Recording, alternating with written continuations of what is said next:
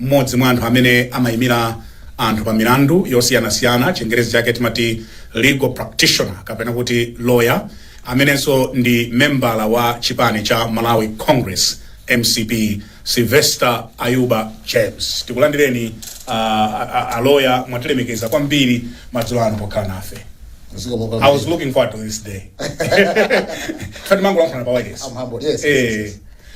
Kudi inuyo ndi mmodzi mwa anthu otsatira chipani cha Malawi Congress amene mwakhala mukulankhula zina zimene zikulakwika kumene ku chipani cha Malawi Congress. Koma ndimafuna ndidziwe kuti MCP munalowa liti?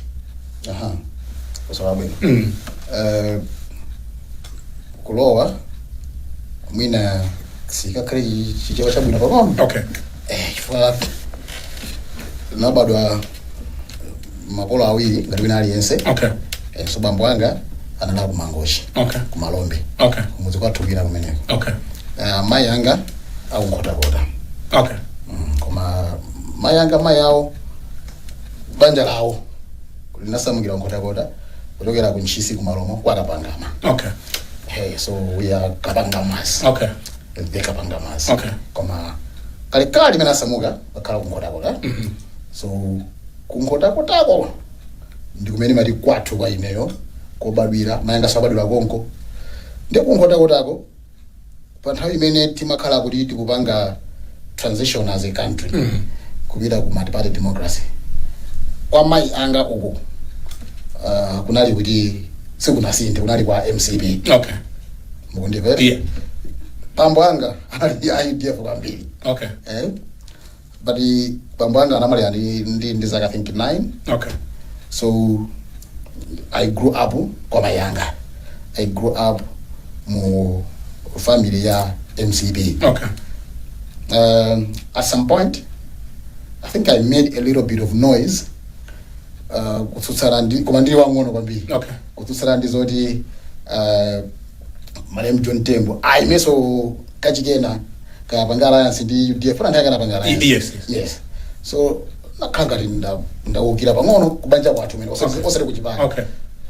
Koma ultimately in 2014 tikupanga chisankho ya 2014 ata 2013 that is achakwera ata sankhidwa convention kuti ayimira.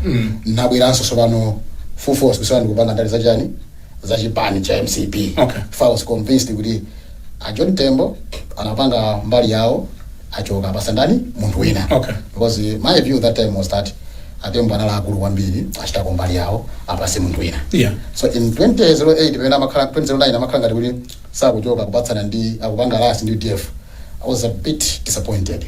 Fana ngati angosira munthu wina. Okay. Munthu winayo aime paeka ngati MCP. Okay. So that's the only time when nakhala ngati ndapanga withdraw pang'ono. Okay. Ku nkhani za zo tangwanika ku MCP. Okay. At district level. Okay. Yeah. Yeah. Koma from there 2013 ndili ku college ndakhala munthu wa MCP kuchasa college. Okay.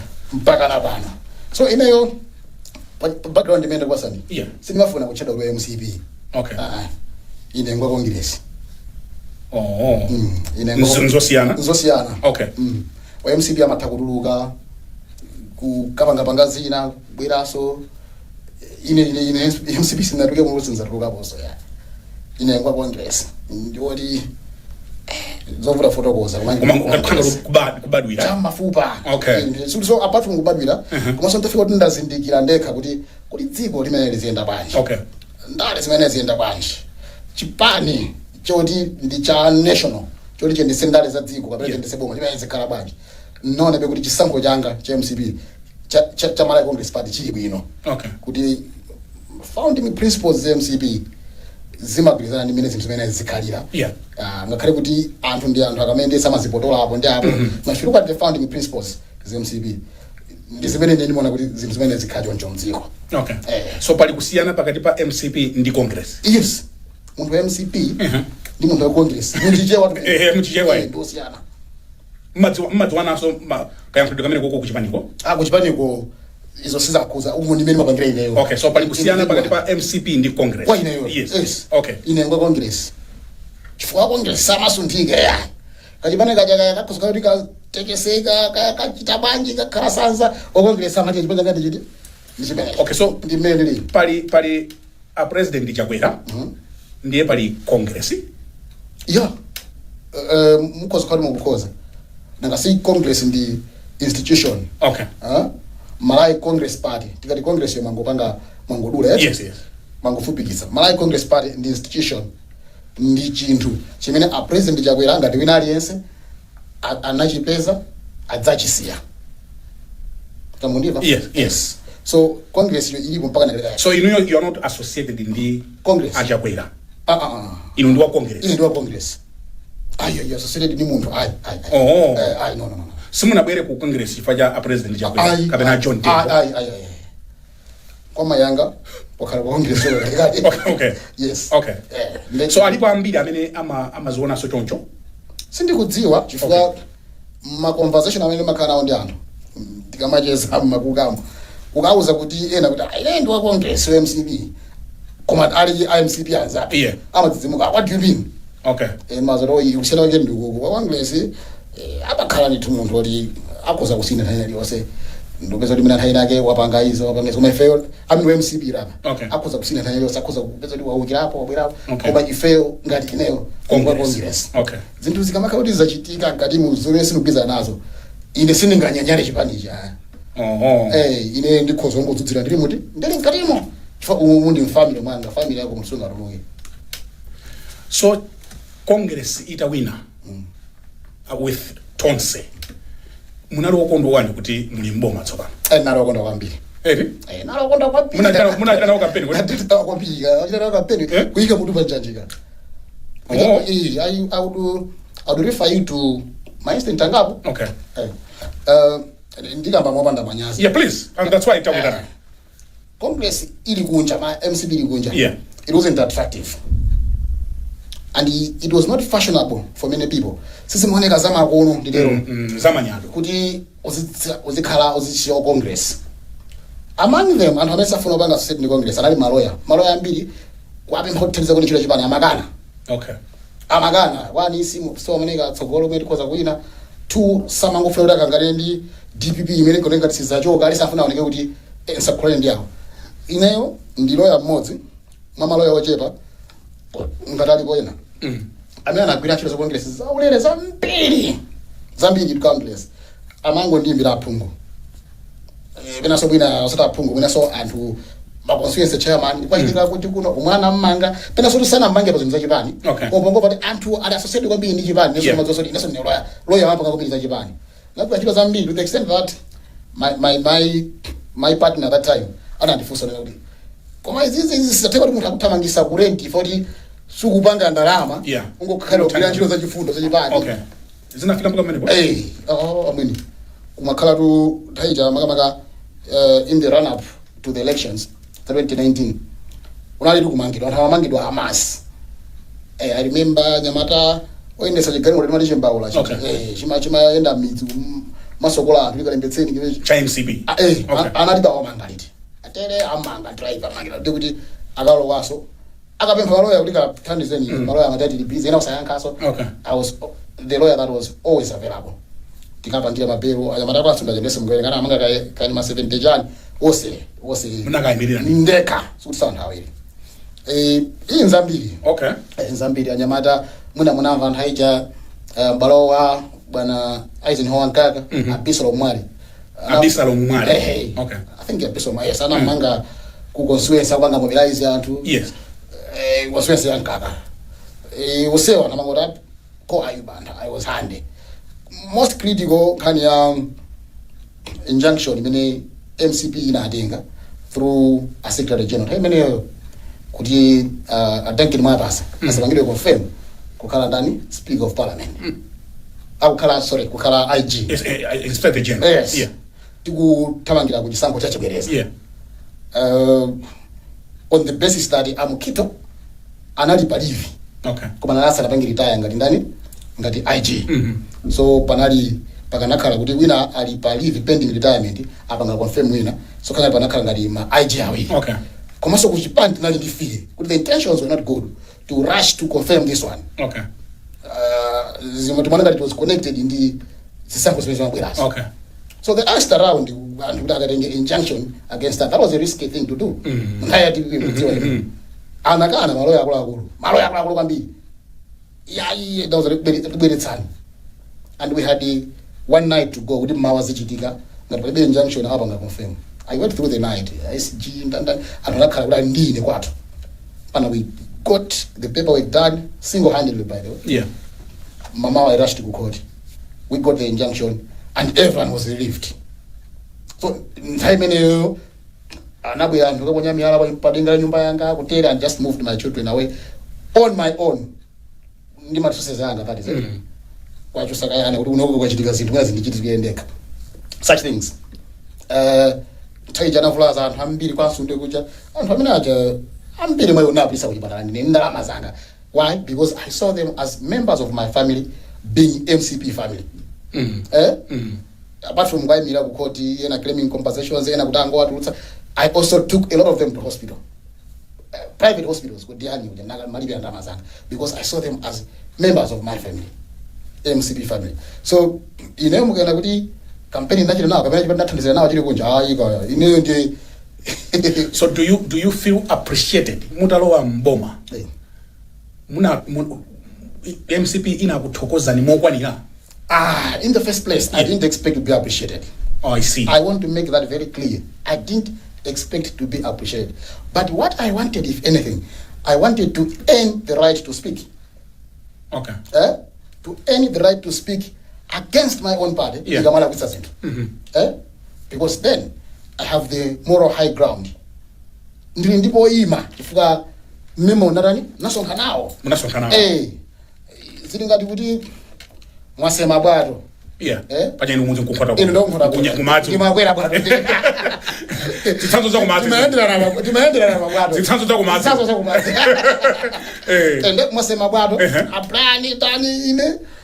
That is 20% tengo sene bwato. Tizikwera. Ndi mwasema limozi bwato lija. Nde bwato choti wateka kuti bwato ndi. Tenti yambe kukwera. Nde mukwera bwato uja, you have a destination to reach. Nde amene mumwe abukanga ndi bwato afuna omize. Ngare kuti akukoma kuti uboki ulowe madzi. Because iwe unasema nawo bwato and the intention is that bwato ukuitiwa. You have the right to speak and say akulu muti mizisira bwato. So unasema nawo. That's right, yeah. So inayo unasema nawo bwato hili. So the only expectation I had is that I would now have the right to speak. Okay. Against any loss of focus. Okay. Has there been any loss of focus? Of course. MCP? Of course. Like what? The loss of focus may not be intended. Okay. To some extent. Yeah. It may not be intended. But there's also an extent to which somebody can say intended. It was intended. Come and find out. Yes. Zandare Zatigo.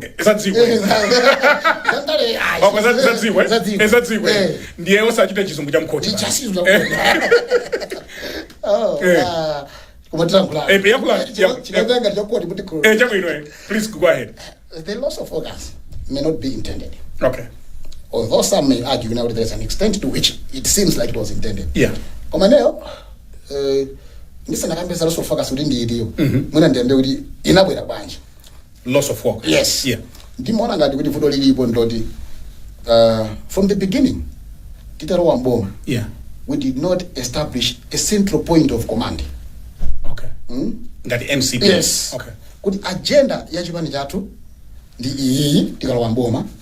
Tidzipange execute from this point. Okay. Such that ma instruction wonse azichokera kuti ukuku. Okay. And uyuyu adzipanga report uku. Okay. Such that sipakakhale conflict of instructions, when a clash of instructions. Okay. Abanda matindi bangecha kuti amusapange zimenezo. Ndene. Kapena, you want to do this as government and the party, because the party is supposed to complement my efforts are executive government. Because in the Chipani Majin, yeah. Now, Ngadimuku do an agenda from the point of Chipani. Those men who you'll be able to link, is also because tikuyendera apa in the pursuit of our agenda. Okay. Now ngati mukutero sipankhaleso mwayo kuti wina akazi kupondani phazi pakati pa. Where did you first see the loss of focus? Give me a specific example. Where did I first see? Yeah. First? Yeah.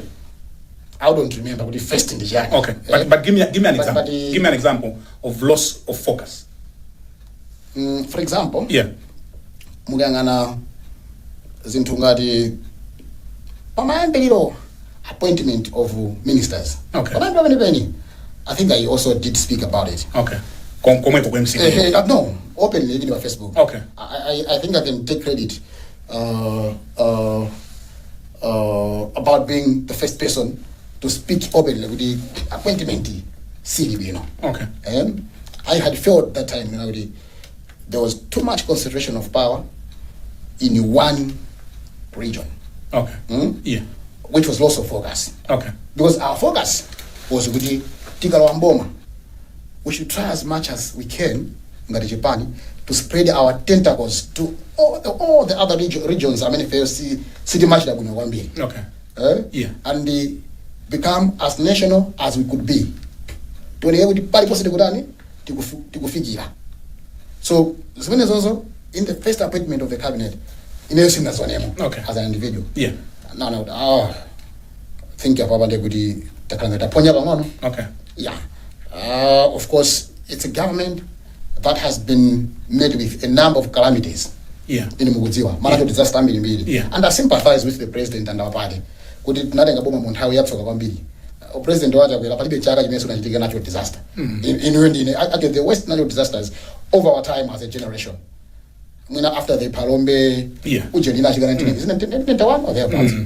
The West in so we have also contributed to loss of focus. If we have had to divert resources from one area of investment as a government to another area or to response to disasters by way of relief. Okay. The also contribute to loss of focus.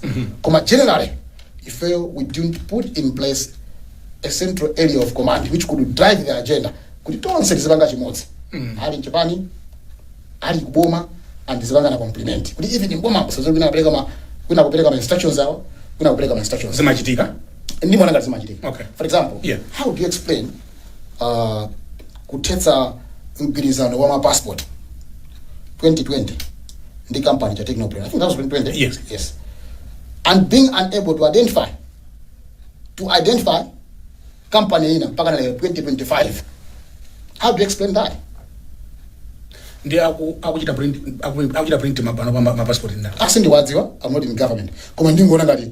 So you want to tell us that they haven't identified or print my passport? My passport printed. I mean to say one replacement and print anyone. I printed a number down now. It's a permanent supplier. Okay. And that's why I'm a region ena. Yes, yeah. I think Blanta so you see when about the focus. Why is so Consolano Lodi is okay. And the only explanation we have is because I'm upon that. I would have upon that.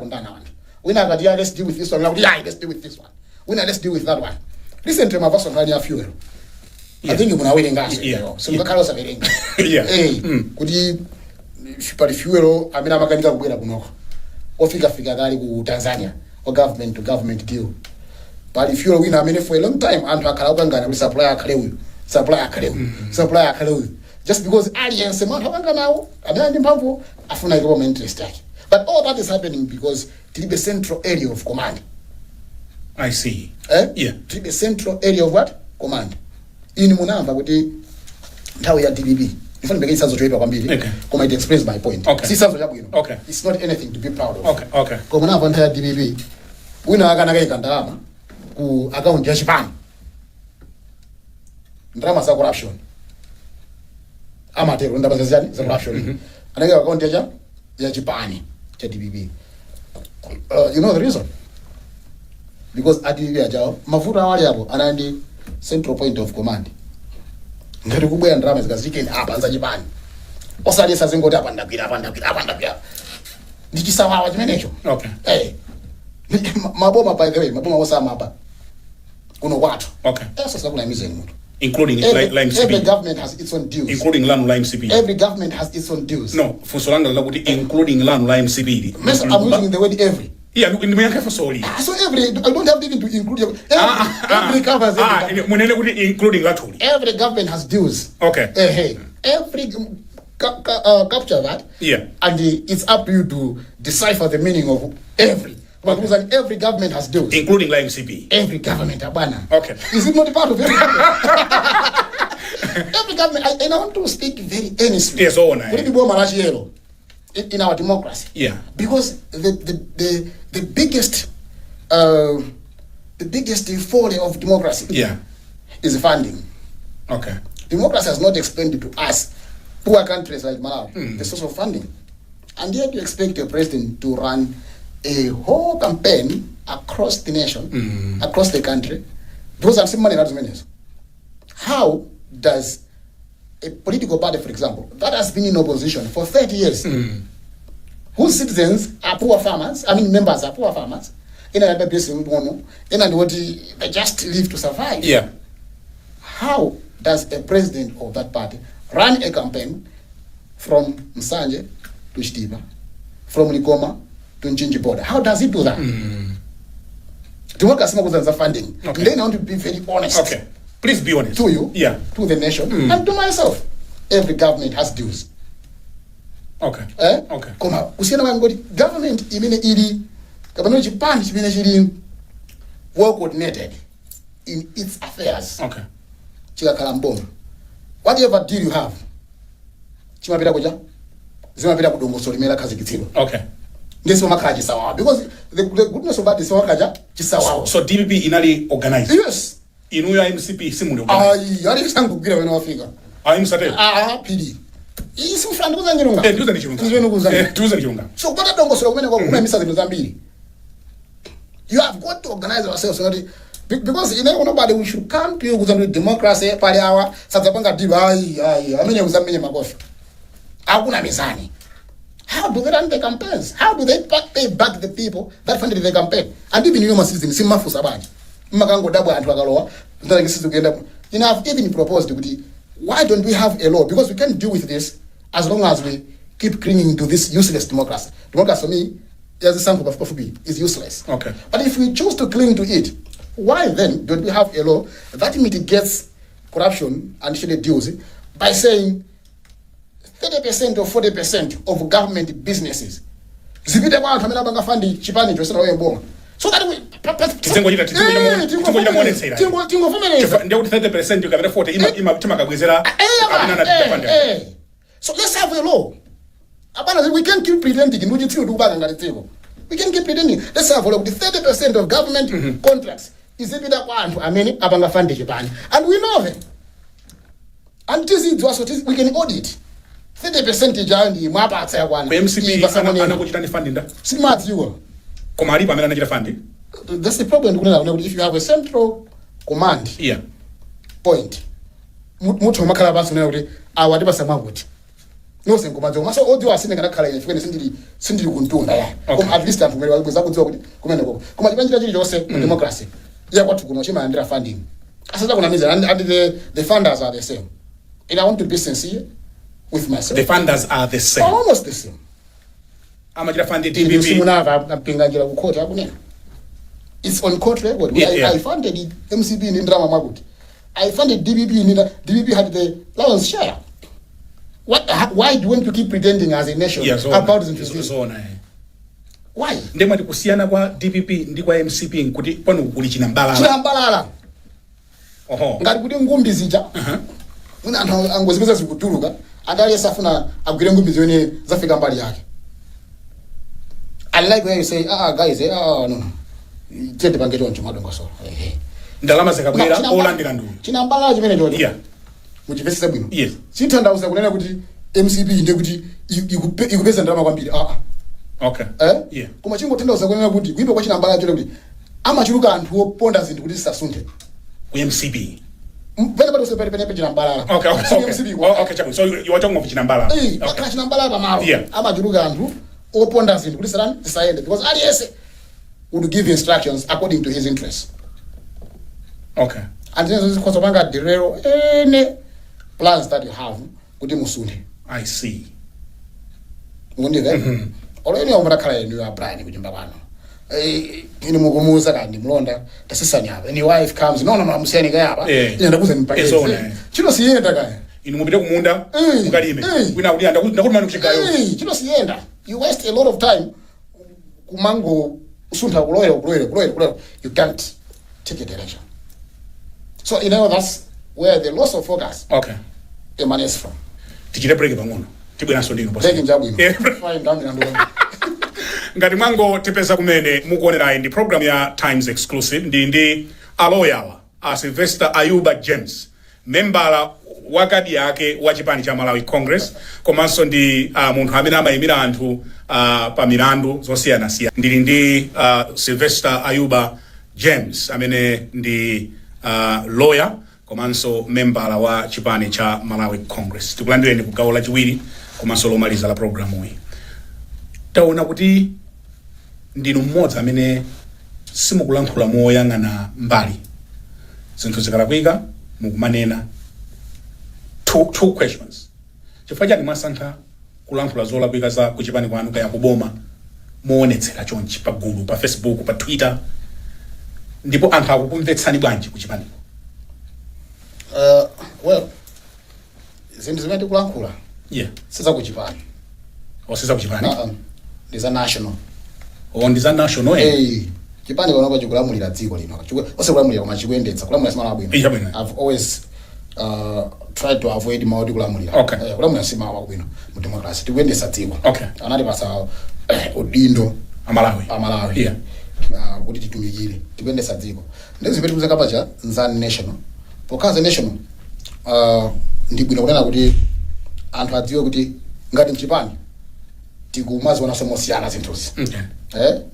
Kuti pali ena amene ali maganizo ena. 2, I don't know kuti azimachitika ndi zipani zonse koma pali kutseka kwa channels.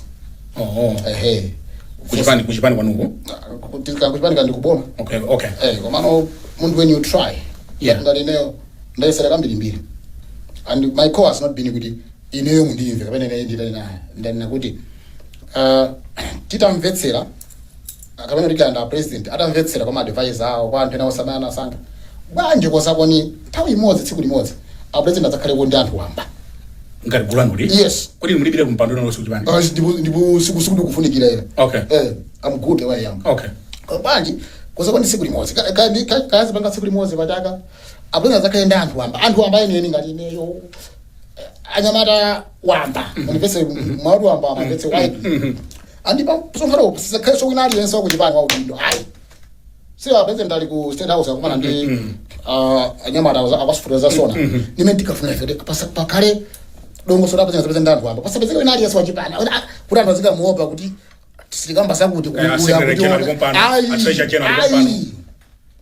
ndifeso amene tikuzo ifa anthu amene ajawo pazifukwa zina zosiyana za ndale proximity nda anthu ena amene akulakwitsana abrani niyo mali ku state house. Sikoteko tisitaso kuja mumadze kuti awa akulakwitsa. Kuma openly kuti awo alipo ni somula so mgaza president akulakwitsa ndi awa. Tazina umuntu makutsutsana. Machita manyazi penalty manda. Kuma anthu aja kulibe anthu mamasuka onena chonga. Ndi chifukwa msisi kulawira ku mtunda koka. Zomatologa so kuti kumusiko. So if amene kuona so kumusiko kuti kumusiko no wakulonga ndi tikanawo za president. If we have been asking for that platform. Apo zinasabuka kaza kwera kuti party headquarters kuti aliyense amandu dindo kutuda yacho asakalepo. Atole feti masuke kalibera magabudula. It should be a free occasion. So that channel has not been created.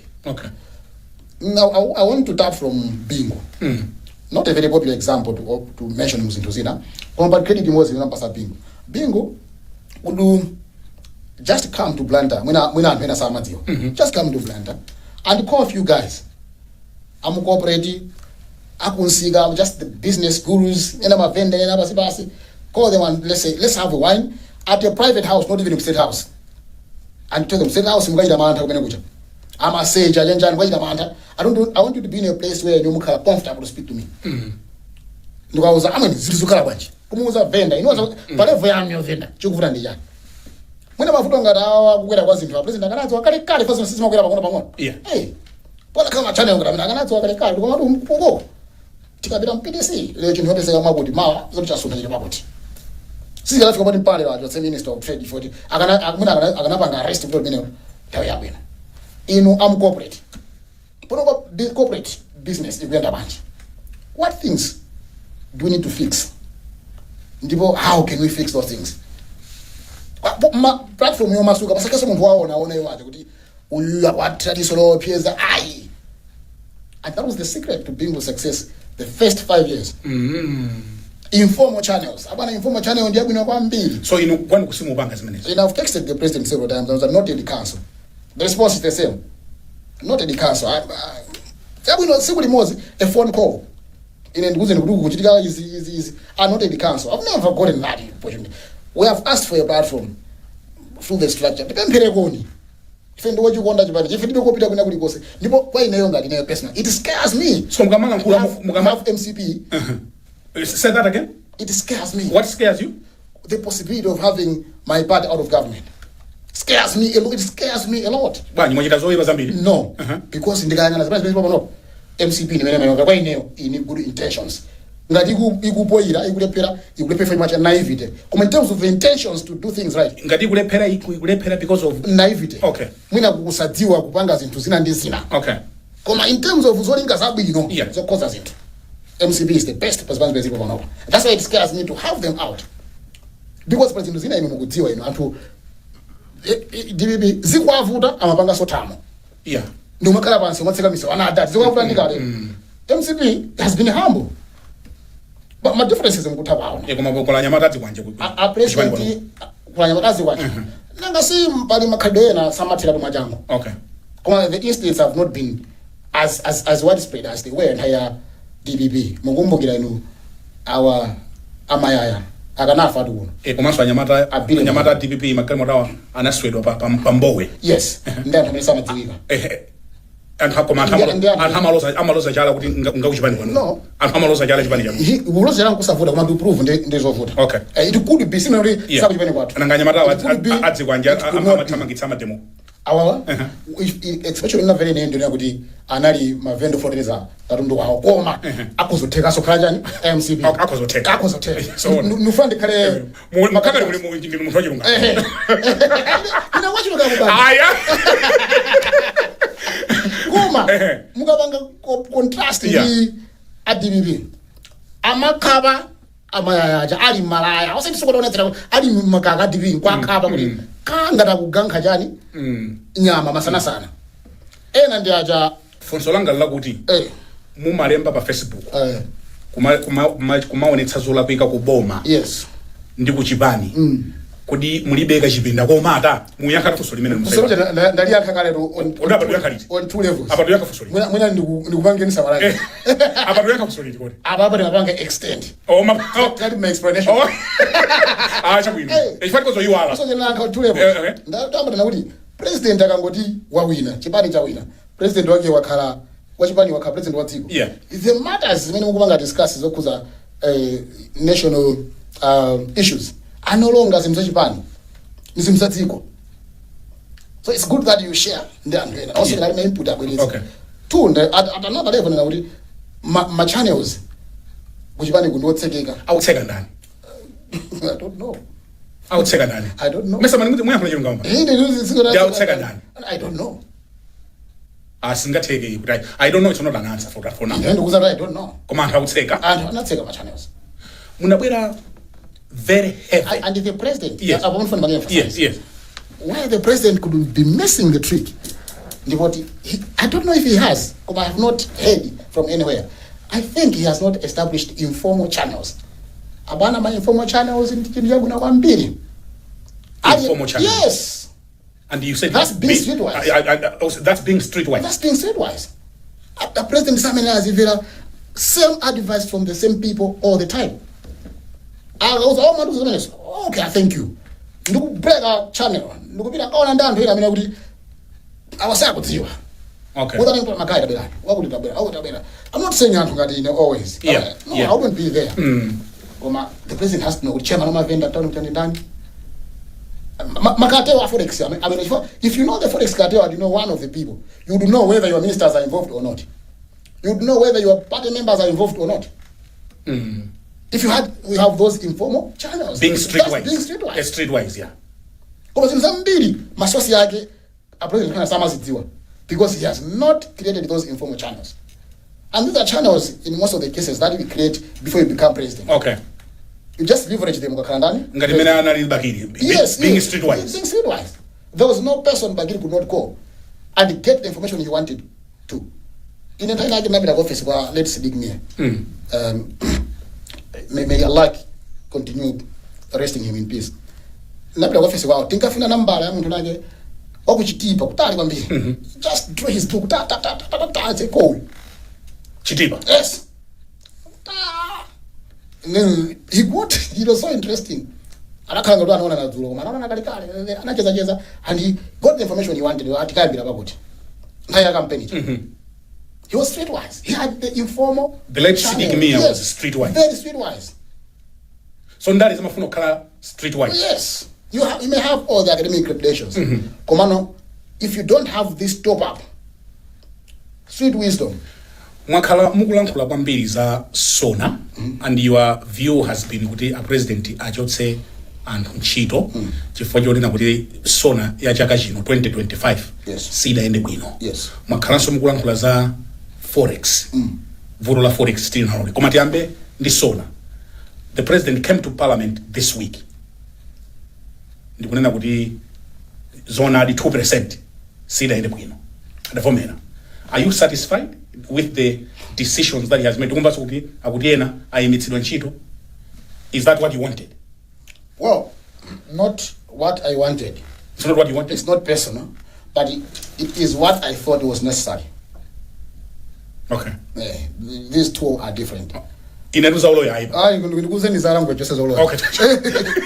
How do I ordinarily want to be able? I'm not that evil. Okay. I'm not a sadist.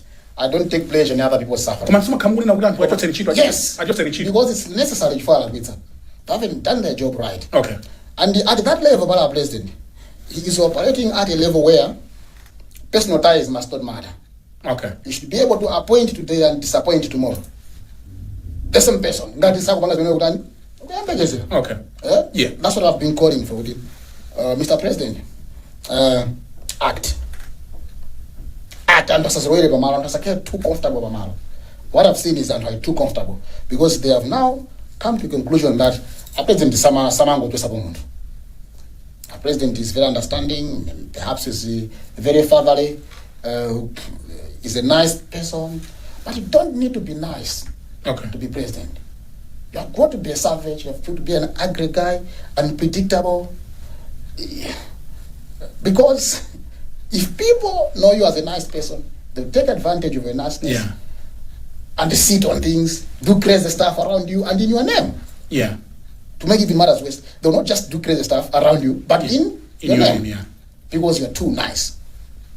So for the love that I have for MCP and the love that I have for the president, because the president is the person that personally touches and head and I wish him so well. I wish him so well. But the challenge is Malawi, I mean, wabuza chilungamo ndebere ndani wako. Mote na kuona ngati ndani. Sangale pere. Kuma amene zimene zikhala kuti amene wakuza achimene abasipa kwenda tamangana. Amene akhakuti nsaba kwambiri. Kawakuza openele koma wakuza kuti kozani izo achimene. So for the love of the president and my political party, I've been saying, Mr. President, fire. For things to work, fire. Fire people. Because there's no explanation. For example, why we had the whole bridging foundation scandal. That's for me a state house scandal. Yeah. It's a state house what? Scandal. Why you had all that? And it's embarrassing. You have all that state reception to a fake organization, a red carpet platform, a whole beautiful speech written for the president to read, a president to wearing, only to realize it's fake. These are fraudsters, these are conmen. And nobody has faced the job. How do you explain that? Doesn't the president sit and remember the Bridging Foundation? Where is the project? Who are those people? Doesn't he do that? And if he does, what is the explanation that they give to him? And why not fire them? You have to fire to show seriousness.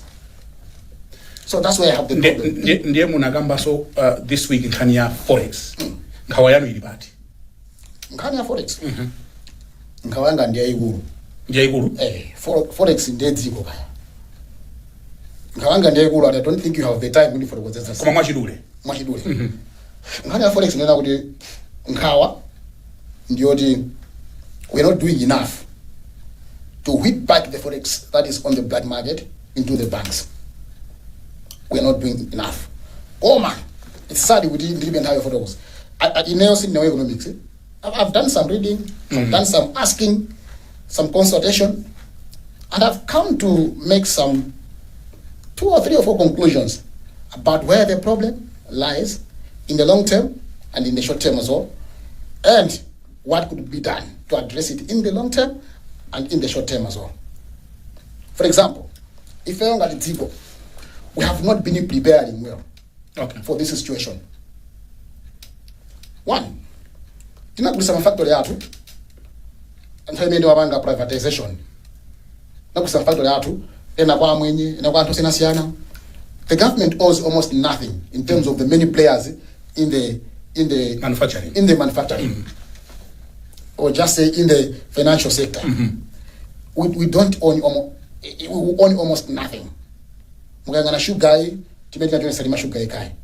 Koma largest share and ilovo. Manufacturing muganga na tea kucholo, muganga na macadamia, everything zili ma private owners. Some of those private owners akagulisa ndozi akapisa kunja. Forex yasema bwera soko ku Malawi. And my account yao uko, and I think government has not been able to trace that. So over time, our returns of forex have been dwindling, and the problem with MCP. Several MCP. It has been created for some time. Yeah. MCP, I give you a pimba because tina prosa na kabeli kandra makatapira to cover. Amakabeli kandra mana? IDP makatapira. Sinkani ili kukoti me? To cover shortage. Yeah. Chili kukoti ni kusona our dala kwa kabena EI. Koma zote zimajitika is not disputed. Okay.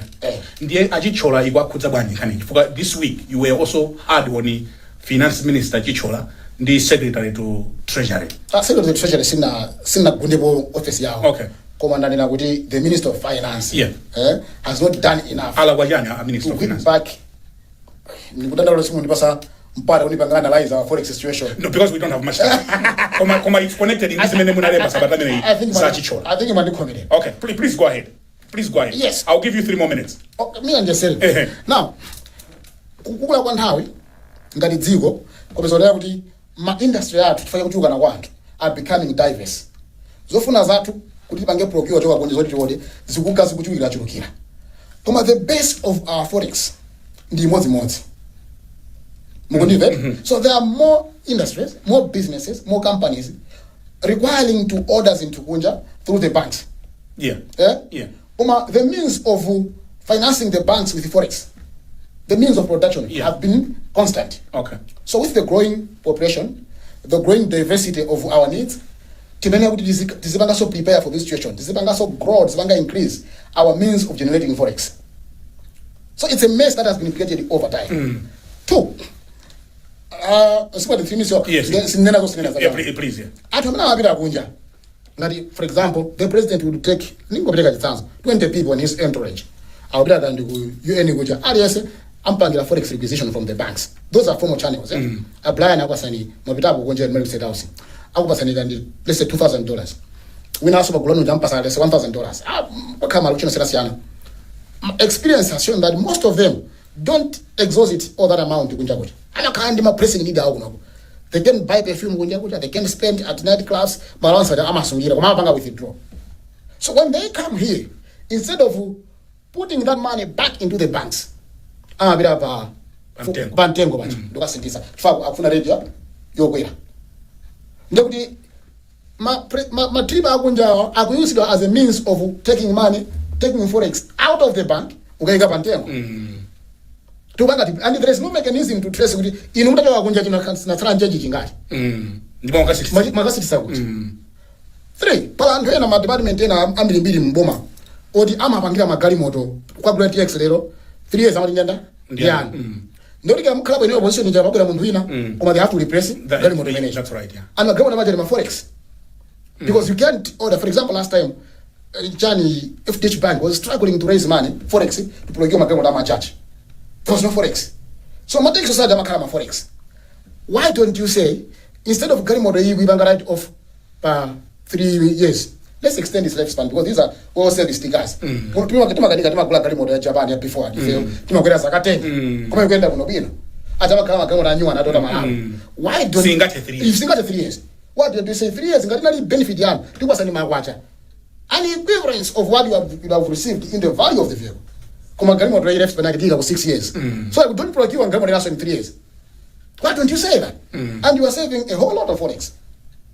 So there's several policies that are in that are wrong. Mboma. Okay. And there is no serious effort to cut off policies are many okuli katira baba sizani. So nkani ya forex ndi vuto la Ndi vuto la. Okay. And then palibeso njira kuti serious not tikupanga deal ndi illegal trading of forex as a government unosa kuti izizi zonyasa zitere apa ndalama sibelele uko. Now, those are short-term remedies. In the long term, we've got to find ways of generating more forex. Now, chisanzo china, mabundi kuno kama tenga teza wa mbili. Yeah. Soya wa mbili. Abana ibu Kenya, kudarasi chanchan, they trade in forex when in dollars. Yeah. Who has ever followed kuti forex when magura banji kuno? A lot of them, if not all of them, have accounts kuti. Well. Okay. So they tell mundu kumene kuti mundire ma account. And you know the reserve little something for order ina. Mugambe nkani ngatiza excuse me. Mugambe nkani ngatiza MRI. Inu apply mwindi company. That's what is happening with a lot of our money. I'm not an economist, okay, but I think these things are basic. Yeah. Mwindi company you order ngalonjo wunji. Kufika border, MRI will just clear. I don't know ngara sinta pano until lately. That was the trend. You will just clear your goods without requiring you to show evidence. Kuda bana, kadum do you mnalipira banchi. Ngati mnalipira through black market, kadum utakwira. Because when you do that, you are depriving the black market of market. Forex. Yeah, that's right. Yeah. Someone is sarani, sabira. The black market kadum do you without using the bank. Takwira, kadum do tawanda, it's illegal. Ndona mwenye jaza kwa magai kusitu kukula, ndama sibere kuti. Ndama sibere ku bank. So but zambiri ziwe zikanachitika zokuza forex ziwe zitani sizi kuchitika. And I repeat to say I'm not an economist. So is firing Sostheni Gwengwe solving the problem? Well, it could be a small part of it because perhaps the minister wasn't doing a lot of active work on the ground to police the prices. To police and mitigate the inflation. Yeah. The main problem forex, which was not and to an extent I believe to an extent yeah. You believe so? Yes, because you are nangochedwa kwamba kuenda pansika kucheka kuti kodi mukugweza ifwa chani. So ajichola ala kwa chani ine ndikuona ngati he hasn't put in place serious mechanisms to mitigate vura kusowa kwa forex. Ngundivet? Yeah, ndokumvania. There has not been, you cannot see that. Two, we are in a situation where tikufunika proper economist. Yeah. And I don't think the president had the option. I don't think so. The president is friends with so many properly trained economists and properly well-experienced economists who can offer a hand help.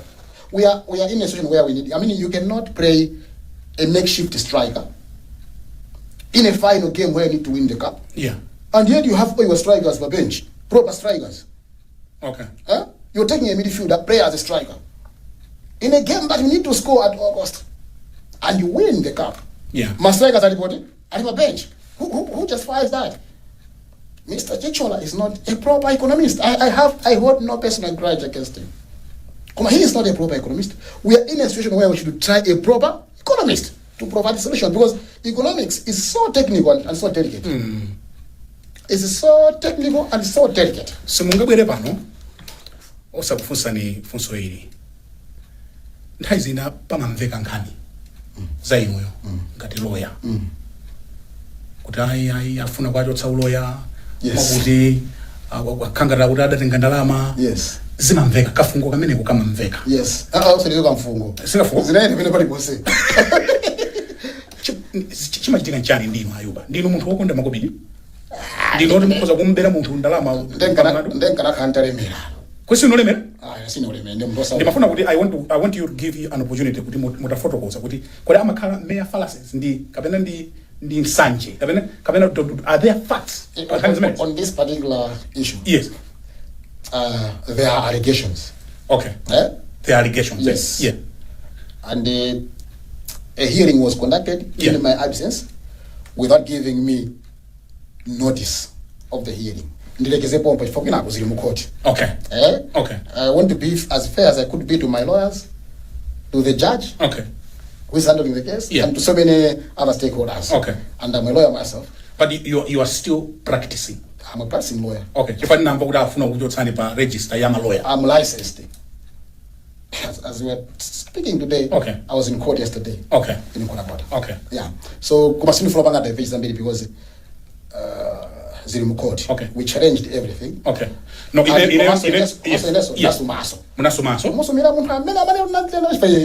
I believe he has my money. I don't want to say anything more than this for obvious reasons. Okay.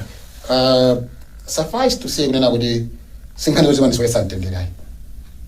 This is one sentence. Because when you know, okay. Yeah. Yes, zone. Okay. I don't want to dig deeper into it because ndi nkhani imodzi kapena nzinga. Nkhani imodzi. Yes. Angazimamveka ngati nkhani zambiri mbiri. Nkhani imodzi. No, nkhani imodzi. Ndiye ndofuna ndifunse inuyo. Munatengapo ndalama za client. Kutenga azini kusampatsa. Kusakampatsa kuti mwawina mlandu. Judgment kutuluka. Kukatenga ndalama. Inu nkucholera pathumba. One, chintu choyambirira. Yes. Ndalama za client ndiza lawyer zimafikira account osiyana. Okay. Okay. Padongosolo lake. Okay. Two, wherever I practice the law, I don't touch the money. You don't touch the money? No. Even where I'm practicing now. Yeah. I have no access to the account. Nzafotokoza ineyo. Kani katsatsa. Mutabweranso. I hope sindanikhomera. Because palivuto kuno kumalawi. When it's negative, you want to kuti muyikoke. Okay. Yakati munthu yamukomera. Mmana kamera. Mmana nisa mbana. Koma ifeta ukatsani nthawi. So people celebrate kunyozeka kwa munthu wina. Okay. Munthu wina akauti wajabika mujapa. Ezona. Anasana ubaka mabwe. Ezona. Bwana mbatho kujapa. Makozo kujapa munthu sana lapha. Ilo simufuna kuti wajabika kuti mumpase kamera anthu amuone kuti koma munthu uja wajabika. Ezona. Zona. And I hope kodi likazandi tsukuluza. So ndibone mukazo kuti mutatsukuluzidwa. Usaluganiza chapi. Ndikudziwa. Chifukwa ndilibe ndibe donto. Simuna tenge. Sangabwereso apa ngulipeleka kumbonisa lili. Ndosimakhala mapepa ala. Do you think kuti timalizire pamene pamadzulo ano? Iyo maona kuti simungabwere pano sakufunsana. Ukona kwa inu. Ngakhale ule mandira kwira. Nkhani yake iti. Imene iyi. Chifani malemekeza mabwalo kwambiri. Chifukwa chimwe chili mu bwalo. Mukana nduza kwambiri singa uri muchipunza. Chabwino. Koma ife kwatu nkufunsa. Kwatu nkufunsa. Pomalizira. Do you think polemba pa Facebook kutani kumakwika ni mavuto? And maybe you might want to consider to pull back pango. That's actually connected to nkhani mune naye. Yeah, it's connected. You ndubera pankhani zati makamba zija. Allegations yankhani ori nabandrama za muntu is connected to zolemba zanga pa Facebook. Nzakuchula ntamene nzochula wandale wake bana panga. All the machinations nzakuzana. Okay. Nthawi ikadzafika. Wandale alipo ndi wankazi ndito. Munayambana naye? Ndayambana naye. Nzakuzana zonse. Okay. Kupanda kana kaye phenda lero kupusa for now. Zimandika mavuto.